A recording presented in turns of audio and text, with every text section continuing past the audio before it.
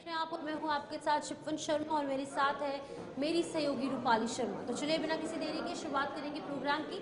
सबसे पहले एक नजर डालेंगे अहम सुर्खियों। तो बिल्कुल सबसे पहले बात करेंगे रेल मंत्रालय को लेकर। आपको बता दें दिल्ली में जो रेल पर भगदड़ हुई थी उसके चलते रेल मंत्रालय ने एक्स प्लेटफॉर्म को साफ तौर पर सभी वीडियोस और फोटोज डिलीट करने के लिए कह दिया है और 36 घंटे का समय दिया है कि वीडियोस और फोटोज सभी एक्स से डिलीट हो जानी चाहिए।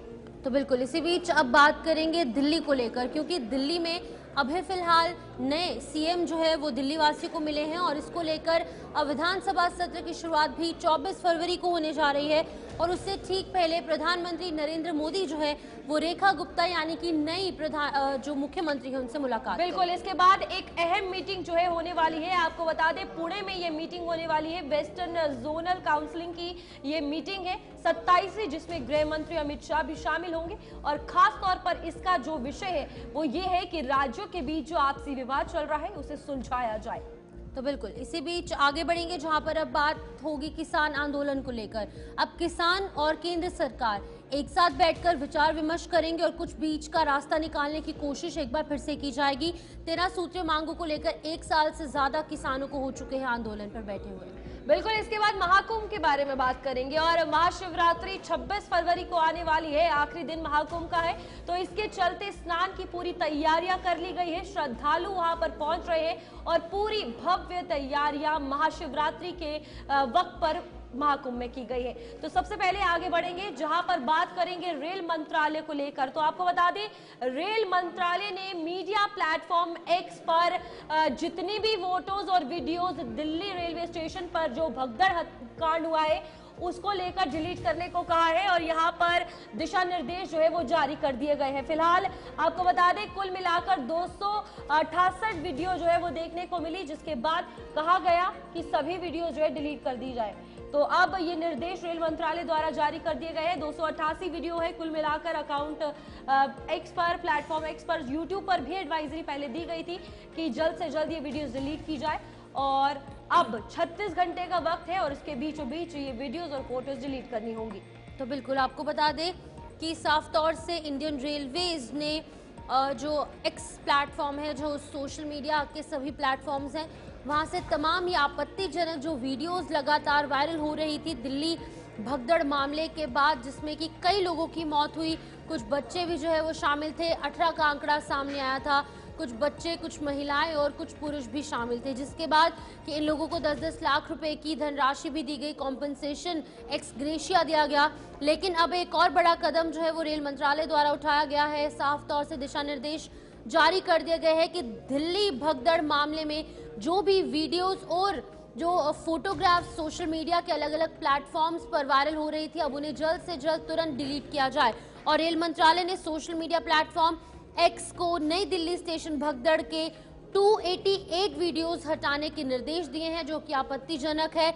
इन वीडियोस को डिलीट करने की बात कही गई है। 18 लोगों की मौत इस दौरान हुई थी और इन लोगों की और अन्य जो लोग इस भगदड़ से प्रभावित हुए थे, इन लोगों की वीडियोस लगातार वायरल हो रही थी और अब ये वीडियोस 36 घंटे के अंदर अंदर नहीं दिखेंगी। बिल्कुल कारण यहाँ पर यही है कि जिस तरीके से महिलाएं भी है इसमें जिनकी मौत हुई है और ये कहा गया कि असम्मानजनक कुछ तस्वीरें हैं उनकी जो उनके परिवार वालों के द्वारा अनुरोध किया गया है हटा दी जाए। तो इसके चलते ये फैसला लिया गया है, निर्देश जारी किए गए हैं। और कंटेंट पॉलिसी की अगर बात की जाए तो उसके अंतर्गत कुछ ऐसी वीडियोस थी, कुछ ऐसी फोटोज थी जिसे सोशल मीडिया पर नहीं डालना चाहिए था। गाइडलाइंस के अकॉर्डिंग अगर बात की जाए सोशल मीडिया की तो काफी असम्मानजनक ये फोटोज है। इसके चलते परिवारों ने रेल मंत्रालय से सरकार से अनुरोध किया था कि उनके परिवारजन जो इसमें जिनकी मौत हुई है या फिर जिनकी फोटोज और वीडियोस वायरल हो रही हैं उसे हटा दिया जाए। तो इसके चलते कानून व्यवस्था खराब ना हो,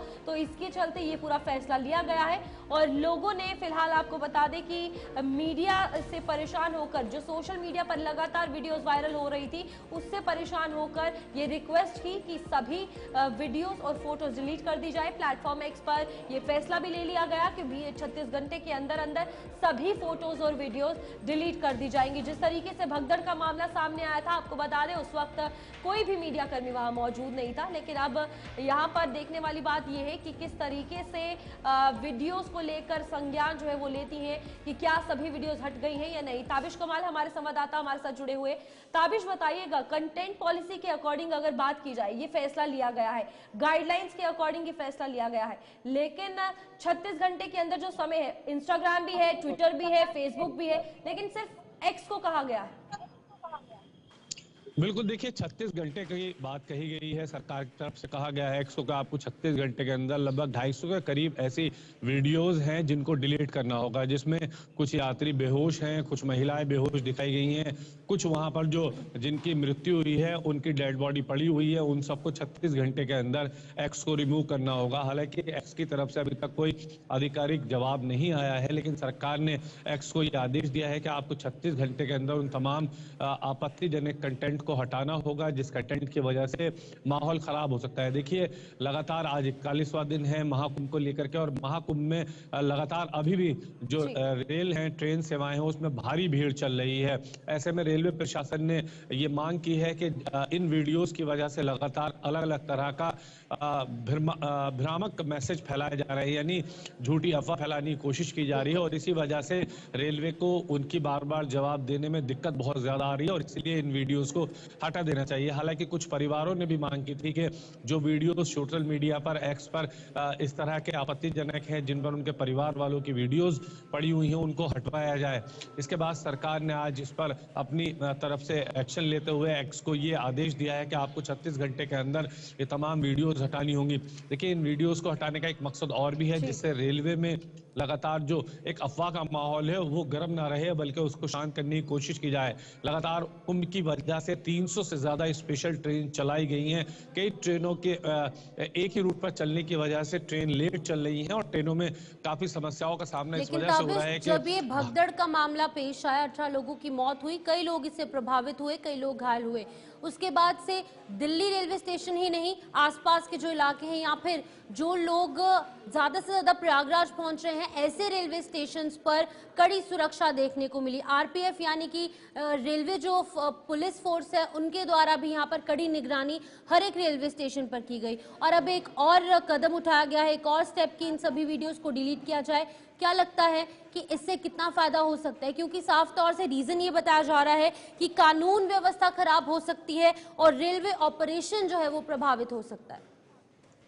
देखिए, इसको हटाने की एक वजह और भी है, क्योंकि कुछ वीडियोस इस तरह की हैं जिनको अलग अलग तरह से गलत रूप से प्रसारित करने की कोशिश की जा रही है। घटना वाले दिन की वीडियो को अगले दिन का, उससे अगले दिन का बता करके अलग अलग तरह से सोशल मीडिया पर वायरल किया जा रहा है, यानी गलत तरीके से अफवाह फैलाई जा रही है। जिस दिन घटना हुई थी उस दिन की वीडियोस को आज या कल की वीडियो बता करके भी सोशल मीडिया पर अपलोड किया जा रहा है, और तो ऐसे में लोगों में कहीं ना कहीं संशय की स्थिति बनी हुई है कि कहीं दोबारा इस तरह की परिस्थिति तो नहीं हो गई है, और इस वजह से सोशल मीडिया से इन वीडियोस को हटाने के लिए कहा गया। और रेलवे बराबर इन वीडियोस को लेकर के सफाई दे रहा है और अपनी आपत्ति दर्ज करा रहा है। रेलवे कहना है कि उसी दिन की वीडियोस को अलग अलग ग्रुप्स में, अलग अलग मीडिया प्लेटफॉर्म पर चलाया जा रहा है, जिससे बार बार जवाब देने में बहुत ज्यादा दिक्कतें हो रही हैं। कुछ के परिवार वाले भी लगातार इस बात पर आपत्ति जाहिर कर रहे हैं। हालांकि सुरक्षा के लिहाज से आपने बात की है, तो सुरक्षा के मद्देनजर रेलवे स्टेशन पर अलग अलग तरह के सुरक्षा के कड़े इंतजाम व्यवस्था कर दी गई है, लेकिन चूंकि पब्लिक इतनी ज्यादा रेलवे स्टेशन पर पहुंच रही है प्रयागराज कुंभ जाने के लिए, कि रेलवे पुलिस फोर्स को और रेलवे के अधिकारियों को बहुत ज्यादा मशक्कत करनी पड़ रही है। कई वीडियोस आज और कल के भी सामने आए हैं जहां पर भारी तादाद में रेलवे प्लेटफॉर्म पर बड़ी तादाद में लोग पहुंच रहे हैं। लगातार आरपीएफ की तरफ से, रेलवे अधिकारियों की तरफ से ऐलान किए जा रहे हैं, लेकिन उसके बावजूद भी लोग समझने के लिए तैयार नहीं है। यहाँ पर सवाल ये भी है कि जिन लोगों ने ये वीडियो डाली है, उनका ये कहना है साफ तौर पर जो उस वक्त हुआ वो दिखाने की कोशिश की गई है, कुछ ऐसा असम्मानजनक कंटेंट नहीं दिखाने की कोशिश की गई, लेकिन उसके बावजूद सवाल जो रेल मंत्रालय पर खड़े हो रहे हैं, ये निर्देश जारी करना, क्या लगता है अपनी बद इंतजामी को किस तरीके से छुपाने की कोशिश की जा रही है?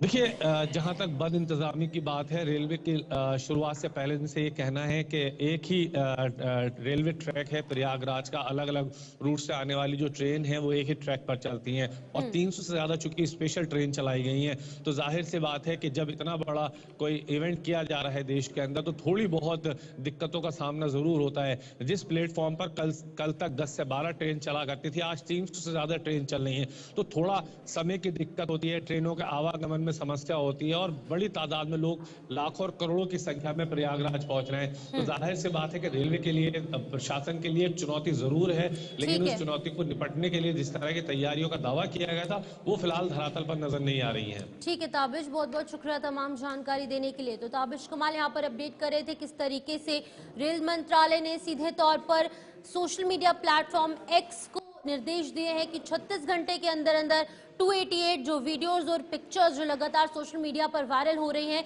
दिल्ली भगदड़ मामले में, उनको तुरंत डिलीट किया जाए। अब इस पर कैसे एक्शन लिया जाएगा, अब एक्स इस पर कितना इंप्लीमेंट करेगा, वो देखने वाली बात होगी। इसी बीच आगे बढ़ जाएंगे, अब बात दिल्ली की करेंगे, जहां पर प्रधानमंत्री नरेंद्र मोदी जो है वो दिल्ली की सीएम रेखा गुप्ता से मुलाकात करने वाले हैं और सत्र की शुरुआत से ठीक पहले पीएम और नई सीएम की मुलाकात देखने को मिलेगी। 24 फरवरी से विधानसभा सत्र की शुरुआत दिल्ली में होने जा रही है और इससे ठीक पहले पीएम और सीएम की मुलाकात होगी। तो बिल्कुल यहाँ पर ये सत्र की शुरुआत होने वाली है। 24 फरवरी से दिल्ली विधानसभा का पहला सत्र जो है वो पेश होगा, जिसमें कई रिपोर्ट्स भी शामिल है।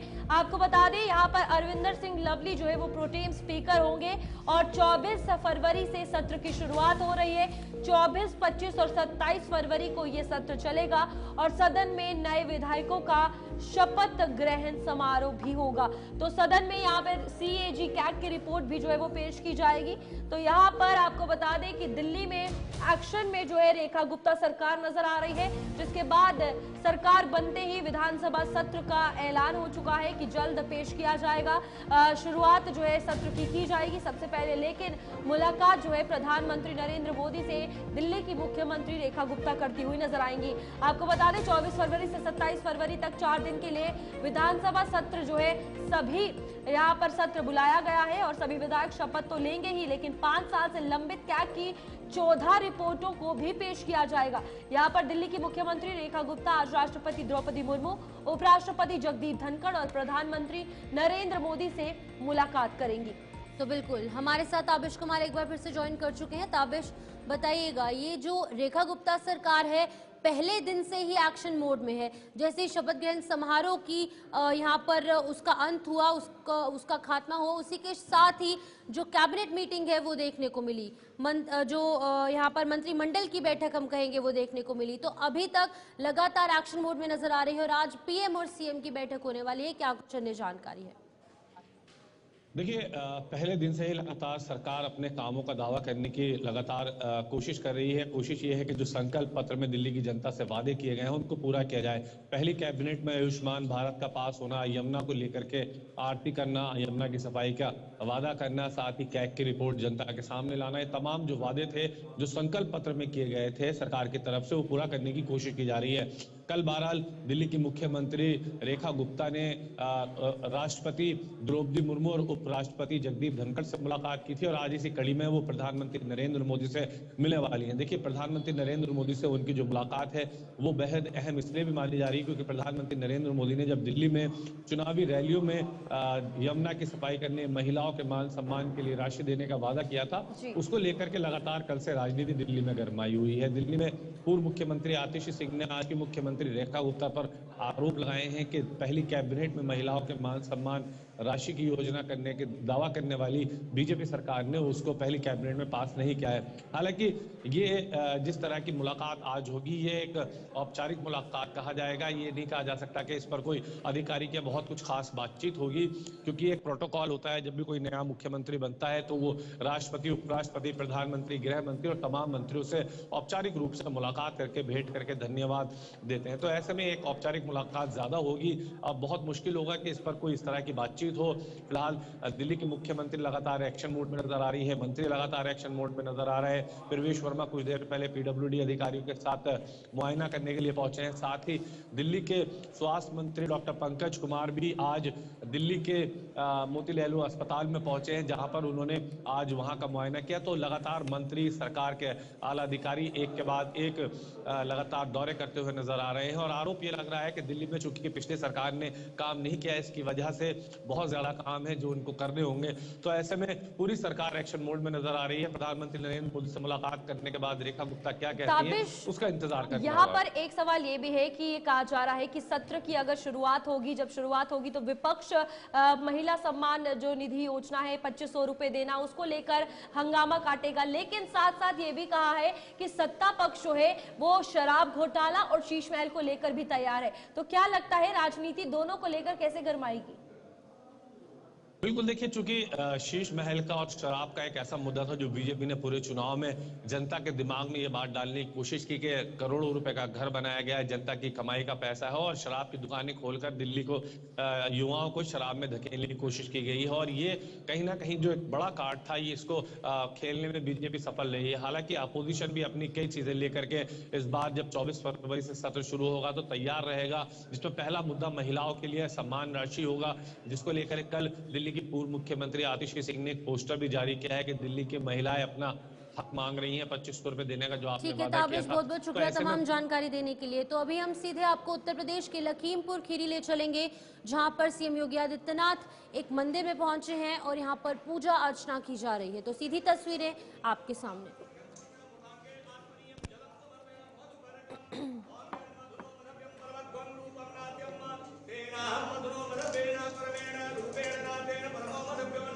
मंत्र बोल रहे हैं ना वो।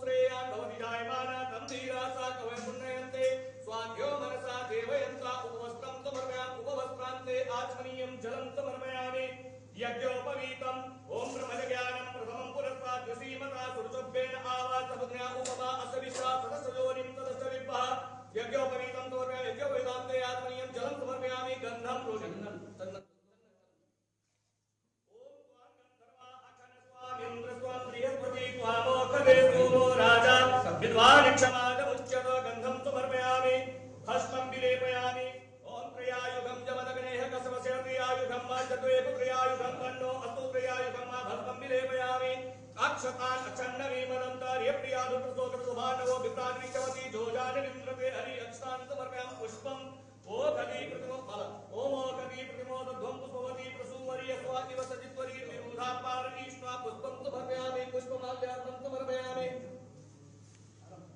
ओम ओखदी प्रतिमो ध्वं पुष्पवती प्रसूवरी स्वातिव सजित्वरी विरुधा ओम ओखदी प्रतिमो ध्वं पुष्पवती प्रसूवरी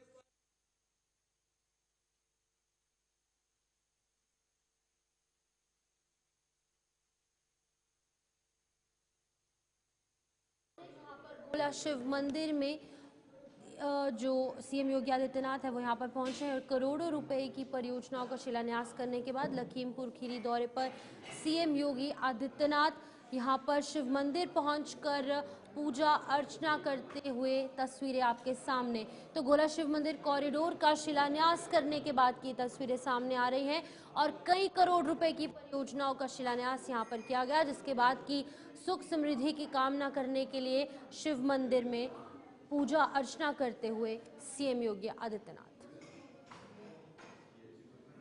तो यहाँ पर आपको बता दें कि सीएम योगी जो है कुंभी में पहुंचे हैं और 2850 करोड़ के बायोप्लास्टिक प्लांट का आज ये जो शिलान्यास है वो किया जाएगा प्रोजेक्ट्स का, और सबसे पहले पूजा अर्चना जो है वो की जा रही है। यहाँ पर लखीमपुर खीरी जो है वो पहुंचे हैं और करीब 10 बजे पहुंचे थे, जिसके बाद यहाँ भव्य समारोह है और इसमें भूमि पूजन जो है वो किया जाएगा। फिलहाल अभी मंदिर में पूजा अर्चना जो है वो की जा रही है। आपको बता दें कि यहाँ पर सीएम करोड़ रुपए की कुल लगभग 373 विकास परियोजनाओं का शिलान्यास जो है आज किया जाएगा। और कुंभी में सीएम योगी आदित्यनाथ ने कहा है कि ये देश का पहला बायोप्लास्टिक प्लांट होगा जो प्रधानमंत्री नरेंद्र मोदी के आत्मनिर्भर भारत और पर्यावरण संरक्षण के संकल्प को साकार करेगा। यहाँ बनने वाली बोतल, प्लेट, कप और कैरी बैग्स जो है वो डिस्पोजल होंगे। तो आप देखिए यहाँ पर उसी से पहले मंदिर में पूजा अर्चना जो है वो की जा रही है। इसके बाद भूमि पूजन भी जो है किया जाएगा, कई योजनाओं का शिलान्यास किया जाएगा। और सबसे पहली बात, यहाँ पर देश की पहली 2850 करोड़ की इंटीग्रेटेड यूनिट जो है आज तैयार होगी। यहाँ पर उस लोगों को रोजगार जो है मिलेगा, लेकिन उससे पहले पूजा अर्चना जो है वो की जा रही है। और फिलहाल आप देखिए यहाँ पर लखीमपुर खीरी जो है वो पहुंचे हैं और करोड़ों रुपए की परियोजनाओं का शिलान्यास जो है आज किया जा रहा है। लखीमपुर दौरे पर सीएम योगी और मंदिर में पूजा अर्चना करते हुए नजर आ रहे हैं।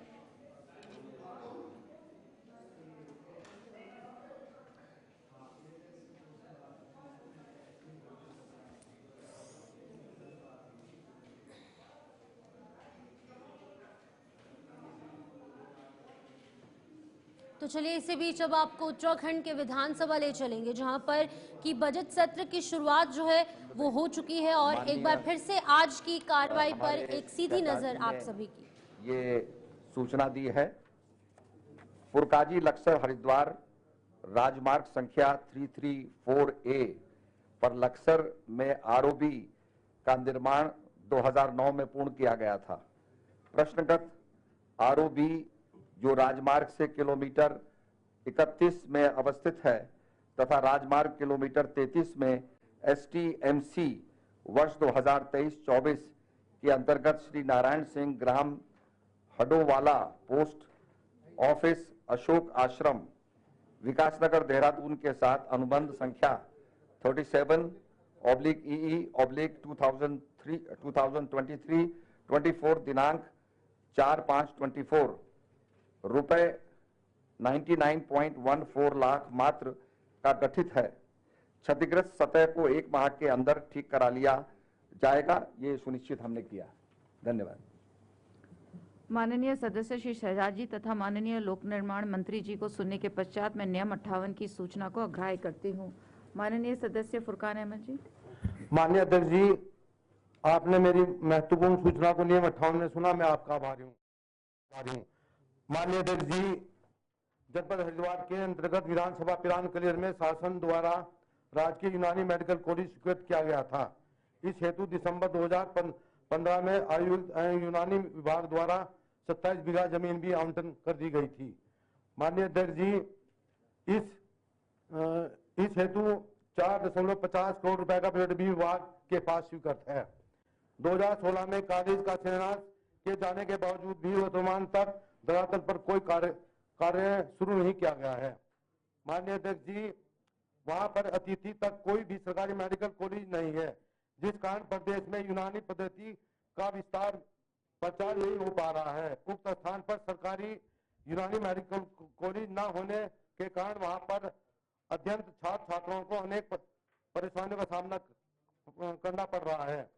माननीय अध्यक्ष जी, मेरे द्वारा आयुर्वेदिक एवं यूनानी मेडिकल कॉलेज की स्थापना किए जाने हेतु कई बार पत्राचार सूचना के माध्यम से अवगत कराने जाने के बावजूद भी स्थिति जस की तस बनी हुई है। प्रकरण अति महत्वपूर्ण है, जनमानस से जुड़ा होने के कारण अति महत्वपूर्ण है। माननीय अध्यक्ष जी, अविलंब लोक महत्व की सूचना को नियम 58 के तहत सदन की संपूर्ण कार्य रोककर मैं चर्चा की मांग करता हूँ। माननीय मंत्री जी। माननीय अध्यक्ष जी, माननीय फुरकान अहमद जी ने विधानसभा क्षेत्र पिरान कलेर में यूनानी मेडिकल कॉलेज के निर्माण के संदर्भ में नियम 58 में अपनी बात को कहा है। 2015 में माननीय मंत्री जी आयुर्वेदिक यूनानी विभाग द्वारा 27 बीघा जमीन आवंटित की गई थी और इसमें 4 करोड़ 50 लाख का प्रावधान भी किया था। माननीय अध्यक्ष जी, विभागीय जैसा कि माननीय सदस्य के अनुसार इसमें विभाग के बाद बजट भी स्वीकृत है और इसका शिलान्यास भी 2016 में हुआ, लेकिन आज भी इस आयुर्वेदिक यूनानी मेडिकल कॉलेज के निर्माण के संदर्भ में कोई पहल नहीं की गई। माननीय अध्यक्ष जी, मैं माननीय अध्यक्ष जी आपके माध्यम से इस अवलंबी लोक महत्व के प्रश्न पर माननीय मंत्री जी से जानना चाहता हूं कि आज इस मेडिकल कॉलेज के निर्माण की या स्वीकृति के पश्चात जो धनराशि अवमुक्त की गई है, उस दिशा में सरकार क्या कार्रवाई कर रही है? माननीय मंत्री जी। माननीय अध्यक्ष जी, माननीय सदस्य फुरकान अहमद और माननीय नेता प्रतिपक्ष जिन्हें जो नियम 58 में सूचना चाहिए,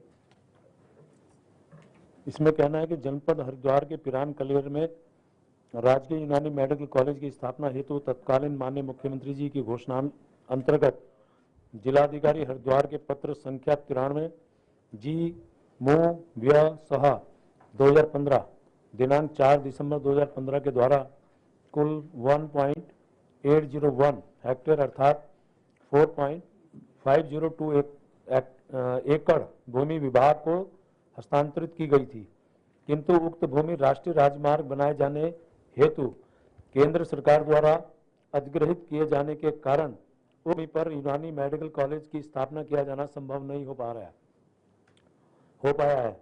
जनपद हरिद्वार के पिरान कलेर में यूनानी कॉलेज की स्थापना हेतु वित्तीय वर्ष 2020-21 में राज्य सरकार द्वारा 400 लाख की धनराशि प्राविधानित है तथा आयुष मंत्रालय भारत सरकार द्वारा वित्तीय वर्ष 2017-18 में 422.55 लाख तथा वित्तीय वर्ष 2018-19 में 25.80 यानी कि 25,80,000, इस प्रकार कुल 448.35 लाख की धनराशि अवमुक्त की गई है।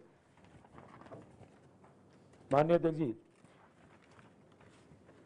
तत्समय नामित कार्यदायी संस्था द्वारा प्रस्तुत आगणन का टीएसी से परीक्षण कराया गया।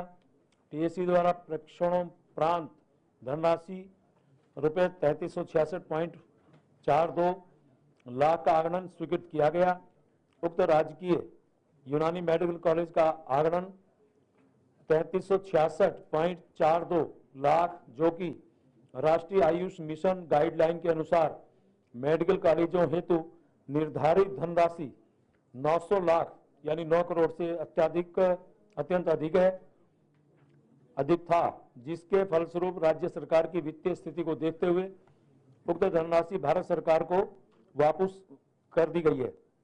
आयुष मंत्रालय भारत सरकार की राष्ट्रीय आयुष मिशन योजना की नवीन गाइडलाइन के अनुसार नवीन आयुष मेडिकल कॉलेज एवं अस्पताल की स्थापना हेतु 7,000 लाख की धनराशि प्राविधान निहित किया गया है। उक्त निर्माण कार्य हेतु भारत सरकार की नवीन गाइडलाइन के अनुसार निर्माण किए जाने हेतु नामित कार्यदायी संस्था द्वारा उपलब्ध कराए गए आगणन के सापेक्ष टीएससी से परीक्षण कराया गया। टीएससी द्वारा उक्त हेतु 1533.35 लाख का आगणन अनुमोदित किया गया। यूनानी मेडिकल कॉलेज चिकित्सालय निर्माण कराए कार्य किए जाने का प्रस्ताव व्यय वित्त समिति में अनुमोदन हेतु प्रस्तुत किया गया है, जिसमें मुख्य सचिव महोदय ने निर्देश दिए कि चिकित्सालय मेडिकल कॉलेज महत्वपूर्ण संस्थान है, अतः इतने महत्वपूर्ण संस्थान को मुख्य मार्ग के समीप होना चाहिए जिससे अधिकतम जनमानस लाभान्वित हो सके। माननीय अध्यक्ष जी, आयुष मंत्रालय भारत सरकार के नवीन गाइडलाइन के अनुसार यूनानी मेडिकल कॉलेज व 50 शैय्या युक्त यूनानी चिकित्सालय हेतु न्यूनतम 3 एकड़ भूमि की आवश्यकता है, जिस क्रम में वर्तमान में उक्त कॉलेज व हॉस्पिटल के निर्माण हेतु उपयुक्त भूमि के चयन की कार्यवाही गतिमान है। माननीय नेता प्रतिपक्ष माननीय सदस्य श्री फुरकान इसमें तो ताली बजा दो तथा ये तो माननीय आपके पक्ष में हो रहा है कार्य मंत्री जी के सुनने के पश्चात मैं नियम 58 की सूचना को अग्राह्य करती हूँ। माननीय सदस्य मनोज तिवारी जी। माननीय अध्यक्ष जी, आपने मुझे नियम 58 में बोलने का अवसर दिया, आपका बहुत बहुत धन्यवाद। माननीय अध्यक्ष जी, आज पूरा प्रदेश, चाहे वो पर्वतीय क्षेत्र हो चाहे वो मैदानी क्षेत्र हो, जंगली जानवरों को लेके उत्तराखंड विधानसभा की कार्रवाई जारी है, जहां पर बजट सत्र 2025-26 को लेकर यहां पर आप देखिए विधानसभा अध्यक्ष ऋतु खंडूरी भी थी और साथ ही साथ लाइव तस्वीरें विधानसभा से, जहां पर उत्तराखंड के बजट सत्र को लेकर अगर बात की जाए तो क्या कुछ लोगों के लिए होगा, सरकार की उपलब्धियां सभी पर चर्चा जो है वो की जा रही है। तो इसी पर आगे बढ़ेंगे, जहां पर एक और महत्वपूर्ण खबर आ रही है। पुणे में वेस्टर्न जोनल काउंसिल की 27वीं मीटिंग है और आपको बता दें गृह मंत्री अमित शाह इस मीटिंग की अध्यक्षता करेंगे और ये मीटिंग का मुख्य उद्देश्य जो है वो विवादों का समाधान निकालना है। बिल्कुल, आपको बता दें कि गृह मंत्री अमित शाह 22 फरवरी यानी कि आज पुणे के वेस्टर्न जोनल काउंसिल की 27वीं बैठक की अध्यक्षता करेंगे। प्रधानमंत्री आवास योजना ग्रामीण के तहत 20 लाख लाभार्थियों को स्वीकृति पत्र और साथ ही साथ 10 लाख लाभार्थियों को पहली किस्त का वितरण किया जाएगा। इसी दिन चंडीगढ़ में केंद्र सरकार और हरियाणा सीमा पर प्रदर्शन कर रहे किसानों के बीच अगली बैठक होगी और राष्ट्रपति द्रौपदी मुर्मू 22 फरवरी से आम जनता के लिए खुलने वाले जो चेंज ऑफ गार्ड है उसके समारोह में भी उद्घाटन जो है वो होगा। तो आपको बता दें कि ये बहुत बड़ा जो काउंसिल जो है यहाँ पर उसकी मीटिंग में गृह मंत्री अमित शाह शामिल होंगे। तो चलिए इसी बीच आगे बढ़ जाएंगे। अब बात होगी किसान आंदोलन को लेकर और पंजाब में आम आदमी सरकार ने बड़ा फेरबदल किया है। आपको बता दें एक बड़ी खबर सबसे पहले पंजाब से दिखाएंगे, जहां पर अधिकारियों का मान सरकार ने बड़ा तबादला किया है। जिलों के पुलिस प्रमुखों का तबादला हो चुका है और 21 आईपीएस ऑफिसर्स का ट्रांसफर पंजाब में हो रहा है। तो आपको बता दें कि लगातार कुछ बड़े फेरबदल जहां पर हमने पहले दिल्ली में देखे और अब आम आदमी पार्टी की सरकार पंजाब में ये बड़े फेरबदल करने जा रही है, जिसमें कि 21 आईपीएस ऑफिसर्स का ट्रांसफर देखने को मिला है। तो बिल्कुल यहाँ पर आपको बता दें पंजाब में प्रशासनिक सुधार विभाग जो है वो खत्म कर दिया जाएगा। यहाँ मान सरकार ने कुलदीप धालीवाल से चार्ज जो है वो वापस ले लिया है, आदेश जारी कर दिए हैं और इसी में बड़ा तबादला जो है वो किया गया है। पंजाब सरकार ने राज्य में प्रशासनिक सुधार विभाग को खत्म कर दिया है और ये फिलहाल कैबिनेट मंत्री कुलदीप सिंह धालीवाल के पास था, जिसके चलते उन्हें विभाग वापस लेने के आदेश जारी कर दिए हैं। राज्यपाल की मंजूरी के बाद ही इस संबंध में फैसला लिया गया है। आपको बता दें अब कुलदीप सिंह धालीवाल सिर्फ एनआरआई मामलों के मंत्री होंगे। इससे पहले 23 सितंबर की मंत्रिमंडल में ये बड़ा फेरबदल किया गया था। तो चलिए इसी बीच अब किसान आंदोलन को लेकर बात की जाएगी, जहां पर आज किसानों और साथ ही साथ जो केंद्र सरकार है उसमें यह मीटिंग होने वाली है। केंद्र सरकार और किसान संगठनों के बीच में मीटिंग, एमएसपी सहित अन्य मांगों को लेकर ये इंपॉर्टेंट मीटिंग होने जा रही है। और आज शाम 6 बजे का समय तय कर दिया गया है, जहां पर 13 सूत्री मांगों को लेकर किसान लगातार खन्नौरी बॉर्डर हो, शंभू बॉर्डर हो, अलग अलग जगहों पर लगातार प्रोटेस्ट कर रहे हैं। और एक साल जो है वो फरवरी 11 को बीत चुका है और एक साल से ज्यादा का वक्त हो चुका है जब ये लगातार किसान अलग अलग जगहों पर डटे हुए हैं। लेकिन सरकार भी टस से मस होने का नाम नहीं ले रही और लगातार जो किसान एक तरफ अपनी मांगों को लेकर अड़े हैं, वहीं दूसरी तरफ सरकार भी इनसे बातचीत करने का प्रयास आज शाम 6 बजे करने वाली है। तो बिल्कुल यहाँ पर हरियाणा पंजाब के बॉर्डर पर अगर बात की जाए, किसान आंदोलन लगातार चल रहा है और अभी ढल्लेवाल को लेकर बात की जाए तो 88 दिन हो चुके हैं आमरण अनशन के। और यहाँ पर आज किसानों की केंद्र के साथ बैठक होगी। आपको बता दें 14 फरवरी को बैठक में जो बातचीत हुई उसका नतीजा कुछ नहीं निकला, कंक्लूजन कुछ नहीं निकला, जिसके बाद आज फिर से बैठक है और यहाँ पर कृषि मंत्री शिवराज सिंह चौहान भी शामिल होंगे और 6 बजे ये बैठक होगी और बैठक चंडीगढ़ में होगी। लेकिन यहाँ डिमांड दिल्ली की गई थी, लेकिन जगह जो है वो चंडीगढ़ तय की गई है। फिलहाल किसान नेता सरवन सिंह पंधेर ने कहा है कि केंद्र के साथ चंडीगढ़ में ये जो बैठक हुई थी वो बेनतीजा रही और अब उनकी मांगों को लेकर कुछ ना कुछ हल जो है वो निकाला जाएगा, जिसके चलते दोबारा बैठक की जाएगी। तो बिल्कुल अब बात करेंगे महाकुंभ को लेकर, क्योंकि महाकुंभ में लगातार श्रद्धालुओं का जमावड़ा लगा है और महाकुंभ में श्रद्धालुओं के पहुंचने का सिलसिला बदस्तूर जारी।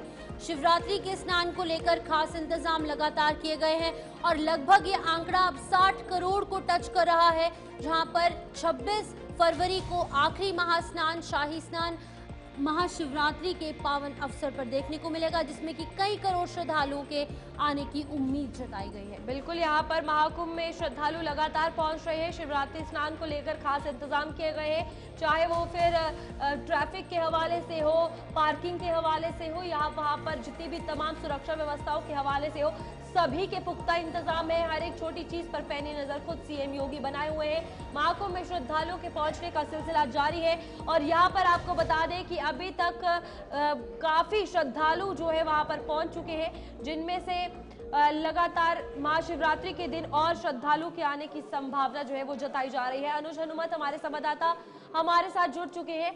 अनुज बताइएगा, महाशिवरात्रि आखिरी अमृत स्नान है, किस तरीके का उत्साह है, क्या तैयारियां है, प्रशासन किस तरीके से तैयार है, क्योंकि श्रद्धालु तो अपनी जगह भक्ति में तैयार है। जी, महाकुंभ का ये आखिरी स्नान होगा महाशिवरात्रि में। इसी के साथ महाकुंभ की समाप्ति होगी और अब तक जो संख्या 60 करोड़ के पास पहुंच रही है, ये बहुत बड़ा आयोजन है जो अपने अनुमानित संख्या से बहुत दूर निकल गया है। कहा जा सकता है कि प्रतिदिन 1 करोड़ लोग स्नान लगभग कर रहे हैं। अभी सुबह 10 बजे तक का जो आंकड़ा आया था वो 51 लाख के करीब स्नान लोगों ने किया है। ऐसे में जो व्यवस्थाएं हैं वो ग्राउंड स्तर पर लगातार की जा रही हैं। कल खुद उच्चाधिकारी आए थे और उन्होंने ये जांच पड़ताल की है कि कैसे वीवीआईपी प्रोटोकॉल्स को नियंत्रित किया जाए, कैसे आम लोग जब आए तो उन्हें स्नान बहुत आसानी से हो सके, क्योंकि ये अंतिम स्नान होगा और इस स्नान तक भीड़ बहुत जो संख्या है वो बढ़ने की उम्मीद है। तो रेलवे स्टेशन हो या पार्किंग स्थल हो, हर जगह जो व्यवस्थाएं हैं वो मजबूत की गई हैं। रेलवे ने कई और नई ट्रेन लगातार जो चलाई है उससे काम कर रही है। जो कई स्टेशन है उनकी क्षमता पे बढ़ाई गई है। तो कुल मिलाकर कहा जा सकता है कि महाशिवरात्रि का जो स्नान है वो बेहद महत्वपूर्ण है। उस दृष्टि में प्रशासन भी लगातार अपना जो कार्य है वो कर रहा है। ठीक है अनुज, ये बताइएगा, जहां पर अगर लोगों की बात की जाए, लोग भी बिल्कुल तैयार हैं वहां पर पहुंचने के लिए और ये आखिरी अमृत स्नान जो है वो देखने को मिलेगा। प्रशासन ने अपनी तरफ से सभी तैयारियां कर रखी है, लेकिन ट्रैफिक डाइवर्जन को लेकर क्या कुछ अपडेट है, क्योंकि सबसे ज्यादा दिक्कत जो है वो यहाँ पर ट्रैफिक को लेकर आ रही है। तो ट्रैफिक विभाग और पुलिस प्रशासन किस तरीके से तैयार है इन तमाम चैलेंजेस को लेकर? ट्रैफिक डाइवर्जन के लिए तो पुरानी नीति पे ही प्रशासन काम कर रहा है कि महाशिवरात्रि के 2 दिन पहले से जो नो व्हीकल जोन है उसे लागू किया जाए और साधन ना आए। फिलहाल जो पॉइंट्स बनाए गए हैं, हर जो हाईवे है उनके 5-10 किलोमीटर में जो पॉइंट्स हैं वो बनाए गए हैं, पार्किंग स्थल बनाए गए हैं। और सबसे बड़ी बात यह है कि प्रशासन इस बार ये चाहता है कि जो जाम है वो जाम की समस्या ना है। पिछली बार यही किरकिरी हुई थी प्रशासन की, और सीएम योगी ने जब यातायात के जो एडीजी हैं और इस महाकुंभ के जो एडीजी हैं उनको दोनों को फटकार लगाई थी, और इसके बाद देखा गया था कि उससे काम किया जा रहा है यातायात की व्यवस्था को मजबूत करने के लिए। तो पार्किंग स्थल पर ज्यादा प्रशासन का ध्यान है, डाइवर्जन लागू किया गया है। और एक सहूलियत की बात यह है कि जो अखाड़े हैं, जो कल्पवासी हैं, वो जा चुके हैं। ऐसे में झूसी वाला जो रास्ता है उस तरफ का जो स्थान है वो काफी खाली है, तो उसे भी पार्किंग स्थल के रूप में डेवलप किया जा रहा है। तो प्रयास ये है प्रशासन का कि व्यवस्थाएं सुचारू रूप से लागू की जाए और ये जो स्नान है वो सकुशल संपन्न हो। अनुज, यहाँ पर महाकुंभ की अगर बात की जाए, एक सवाल लगातार खड़ा होता हुआ नजर आ रहा है जहाँ पर लोगों को भी चिंता सताई हुई है, और वो है कि पानी जो है वो नहाने लायक नहीं है। तो इसको लेकर क्या कुछ रियलिटी है उसके बारे में भी जानकारी दीजिएगा, क्योंकि श्रद्धालु जो वहां पर आना चाहते हैं वो इस चीज से काफी ज्यादा चिंतित है।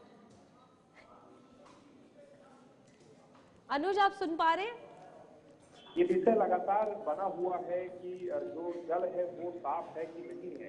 तो आपको एक चीज बता दूं कि लगातार सियासत भी चल रही है, लेकिन श्रद्धालुओं से कोई खास फर्क नहीं पड़ रहा, क्योंकि जो घाटों में मशीनें चलाई जा रही हैं सफाई के लिए वो लगातार श्रद्धालु देख रहे हैं। उससे लोगों को ये लग रहा है कि व्यवस्थाएं चल रही हैं। कुछ लोगों का ये भी कहना था कि जब करोड़ों लोग आते हैं तो थोड़ा बहुत जो गंदगी है वो जायज है। लेकिन इसी बीच जो AK शर्मा जो कि मंत्री हैं योगी कैबिनेट में, उन्होंने इस पूरी व्यवस्था को लेकर कहा है कि चिंतित होने की जरूरत। ठीक है अनुज, बहुत बहुत शुक्रिया तमाम जानकारी देने के लिए। इसी बीच अगली बड़ी खबर सामने आ रही है। उत्तर प्रदेश में संगम जल को लेकर सियासत लगातार तेज हो गई है और योगी सरकार के मंत्री का बयान सामने आया है। आपको बता दें कि केंद्रीय प्रदूषण बोर्ड की रिपोर्ट अधूरी है, ये मंत्री AK कह रहे हैं, और उन्होंने कहा है कि रिपोर्ट में कई मानकों का सही से उल्लेख नहीं किया गया है। तो यहाँ पर आपको बता दें कि पर्यावरण वैज्ञानिकों के मुताबिक संगम का जल जो है वो स्नान योग्य है, लेकिन जो सियासत है वो किसी चीज को नहीं छोड़ती, और इस पर भी लगातार अब सियासी बवाल जो है वो मचता हुआ नजर आ रहा है। जहां पर रिपोर्ट जो है वैज्ञानिकों ने कही, जिस बात पर यह कहा गया कि संगम का जल जो है वो साफ नहीं है, तो ये रिपोर्ट्स आधी पेश की गई थी, प्रॉपर पेश नहीं की गई थी। योगी सरकार के मंत्री का बयान फिलहाल इस पर सामने आ चुका है। केंद्रीय प्रदूषण बोर्ड की रिपोर्ट अधूरी है, ये उनके द्वारा कहा गया है। वैज्ञानिकों ने भी यही कहा है, और यहाँ पर जो कहा जा रहा है कि बातें सामने आ रही है गंगा जल को लेकर। आपको बता दें कि कुछ बातें सामने आई जिसमें प्रदूषण बोर्ड की रिपोर्ट पर वैज्ञानिकों ने सवाल उठाए हैं। प्रयागराज में गंगा जल से संबंधित रिपोर्ट को JNU सहित 3 विश्वविद्यालयों के पर्यावरण वैज्ञानिकों ने चुनौती दी है। रिपोर्ट में कई बातें निकलकर सामने आई है। हमने ये बात पहले भी कही थी कि इस बार का महाकुंभ आधुनिक भारत में हो रहा है, डिजिटल इंडिया में हो रहा है, उस इंडिया में हो रहा है जो दुनिया की 5वीं सबसे बड़ी अर्थव्यवस्था है, उस देश में हो रहा है, उस भारत में हो रहा है जो दुनिया की सबसे तेज गति से विकसित होने वाली अर्थव्यवस्था है। इसीलिए जल हो या थल हो, दोनों की सफाई के कामों में हम लोगों ने मानवीय पुरुषार्थ का तो बहुत बड़ा योगदान है ही, जितना भी उनकी प्रशंसा किया जाए सफाई वीरों की, सफाई मित्रों की, वो कम है। लेकिन उनके साथ उनके प्रयासों में और भी 4 चांद लगाने के लिए हमने मशीनों का बहुत अच्छा उपयोग किया है।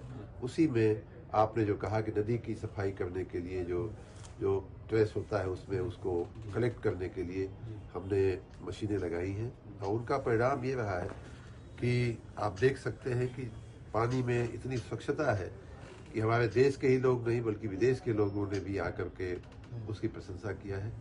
उसी प्रकार टेक्नोलॉजी का हम लोगों ने भरपूर उपयोग इसमें किया है। उदाहरण के रूप में 250 जगह पे आपने वाटर ATM देखे होंगे, उसमें एक टेक्निक ये भी है सेंसर के आधार से आधारित कि जैसे ही आपका बर्तन भर जाता है टोटी बंद हो जाती है, आप आज भी आप उसका प्रयोग कर सकते हैं। यही कारण है कि जो सामान्य रूप से हमें पानी की टंकी के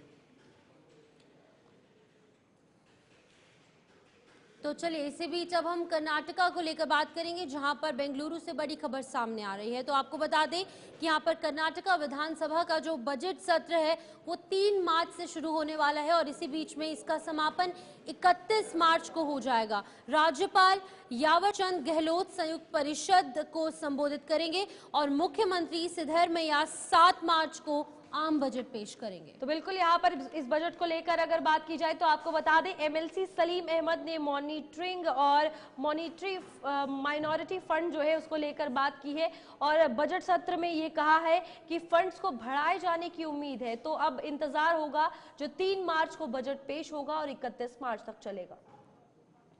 माइनॉरिटीज को लेकर 2025 और 26 के बजट को क्या एक्सपेक्टेशन रखा गया है माइनॉरिटीज के मिनिस्टर्स और एमएलसी एमएलए, आइए जानते हैं तहसील सलीम अहमद साहब से।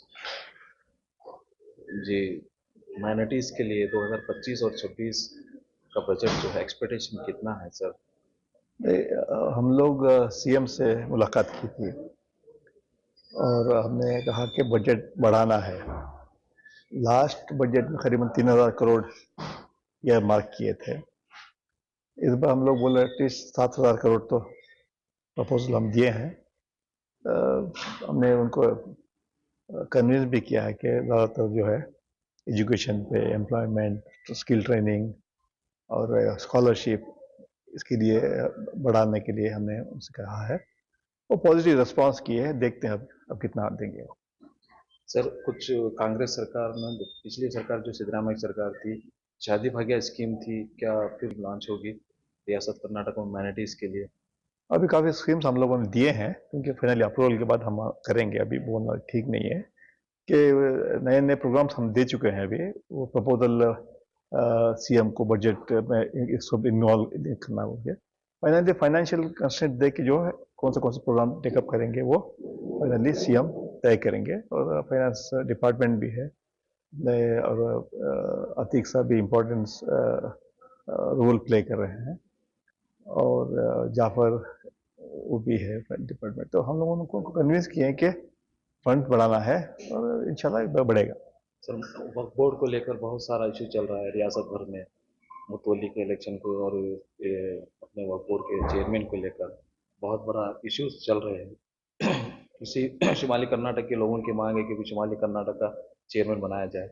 जो सज्जादा नशीन बारगाह बंदनावास के सज्जादे साहब भी मुतवल्ली इलेक्शन जीत चुके हैं, क्या आप इस नज़रिए से क्या देखते हैं? अभी डिस्कशन में है, डेट था फिर पोस्टपोन हुआ है, अब सब लोग डिस्कस करके फाइनल करेंगे। शुक्रिया। इस्लाम तो मेरे साथ अभी एमएलसी सलीम अहमद साहब थे, उन्होंने बताया कि एक्सपेक्टेशन माइनॉरिटीज़ के लिए खासकर कर्नाटका में 7000 करोड़ का एक एक्सपेक्टेशन सभी माइनॉरिटी के मिनिस्टर्स हो, एमएलसीज हो और एमएलएज हो, सीएम सिद्धरामैया साहब से मुलाकात कर वो लोग रखे हैं और 2025 और 26 नए स्कीम भी शुरू होने की उम्मीद जताई है। वीडियो जर्नलिस्ट हारून रशीद के साथ मैं मोहम्मद नबी, बेंगलोर।